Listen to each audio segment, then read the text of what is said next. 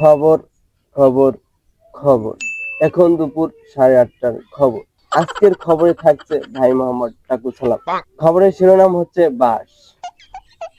সাম্প্রতিক সামাজিক যোগাযোগের গবেষণায় জানা যায় বাঁশ বিশ্বে ৫ম স্থানে রয়েছে। বাঁশের অপব্যবহারে বাংলাদেশ ১ম স্থানে, তাই তো দেখি যে যেভাবে পারছে বাঁশ প্রতিনিয়ত দিয়ে যাচ্ছে। কেউ দিচ্ছে সামন থেকে, নয়তোবা পিছন থেকে, হয়তোবা আটকেওয়ালা, নয়তোবা সিলসিলা। তাই তো আজকে স্থানীয় লোকের মাধ্যমে ভোর ১২টায় জানা যায় কেরামত আলী ঘুম থেকে উঠে হাসমত আলীর পিছনে বাঁশ দিতে গিয়ে নিজের সামনে এই বাঁশ ঢুকে গেছে। এবং আবহাওয়া মন্ত্রণালয় থেকে জানা গেছে কালকে সূর্য উঠবে 8:30, বেলা ডুববে 12:30। আজকের প্রতিবেদনে থাকছে দুপুর 8:30টার খবর। এটুকুই সমাপ্ত। এখন আমি বিদায় নিচ্ছি। ভাই মোহাম্মদ টাকু সালাম। No, no, no, no.